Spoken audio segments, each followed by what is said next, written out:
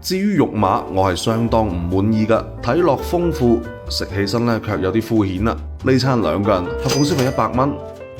大家好，我係有嗰句講嗰句嘅斜槓莊園 Theo， 又係日常喺 Chewy 飲到天光啊，乾脆咧就再堅持一下，試一試呢間大佬想食好耐嘅阿肯沙茶麵。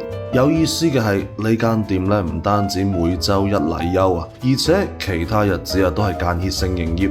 翻風落雨唔開，天氣太熱都唔開，有時更加唔開，需要每日早上9點掃碼落單先知道自己食唔食得到啊！畢竟售完即止。其實店內在售嘅嘢並唔多，既然要試，咁就試一試店內單價最高嘅阿肯大胃王。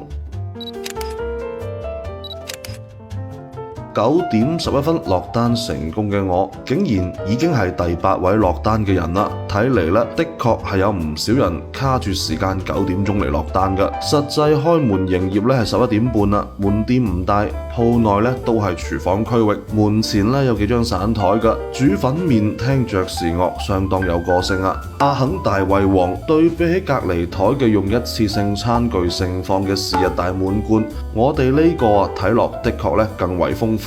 店家話呢個係大滿貫嘅升級加碼版，大約1.8倍，只能堂食不設打包。表面橙紅色嘅蝦油睇落就好有食慾啦。食麵先飲湯，湯底嘅沙茶味唔錯㗎，甜度唔會過高，花生醬味比較清晰，醬感偏重。期待中嘅海鮮味並唔勁，好在蝦油足夠香，我會期待佢可以再鹹啲啊！湯汁都可以好好咁依附喺鹼麵之上，而且鹼麵對湯底都有一定嘅加分㗎，令湯底變得更結一啲，可以產生濃稠嘅表象。肉馬嘅話今日呢份係油炸鬼、鵪鶉蛋、蠔仔、白蝦、魷魚、瘦肉、魚蛋、肉卷同埋沙甲啊！要我講嘅話除咗蠔仔同埋魷魚，其他肉馬都好跌鑊㗎，主要係選品同品質都有啲低。油炸鬼已經冇脆感㗎啦，鵪鶉蛋不過不失啦，蠔仔個頭唔錯㗎，就係冇乜蠔味、金屬味同礦物味都基本食唔出嚟，估計係湛江蠔或者係雨山蠔。白蝦個頭比較細㗎，而且鮮度一般般，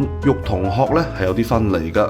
魷魚嘅脆感唔錯，甜度係有嘅，但唔多。瘦肉係接近零處理嘅，食起身非常乾柴，冇任何底味。但凡輕度醃製口感同味道都會好好多。魚蛋同埋肉卷嘅選品係我認為呢一堆肉馬之中最差㗎啦，口感削劈劈啦，肉嘅含量偏低，可以食得出明顯嘅粉感。沙甲個頭都非常細嘅，然而佢卻係呢堆食材入邊嘅鮮味擔當。不過就係食嗰陣要小心啲啊，因為吐沙嘅狀況唔太理想。沙甲嘅學名叫菲律賓廉甲，都有人叫佢做蜆㗎，有住明顯嘅坑紋，手感粗糙，花紋變異多樣，價格低廉啊。一般嚟講，肉質比油甲更加韌一啲，鮮味都弱唔少㗎。呢餐兩個人合共消費100蚊。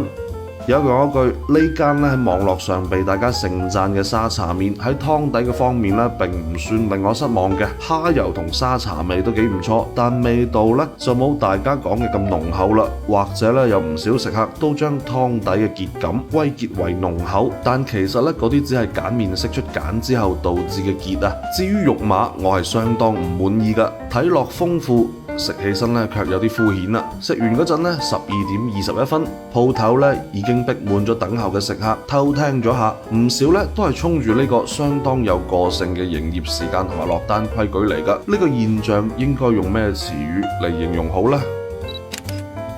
自費自願嘅 Theo 飯局即日起不定期盛行，歡迎新老朋友入群，踴躍參與啊！繼續同我一齊飲飲食食，人生積極，好嗎？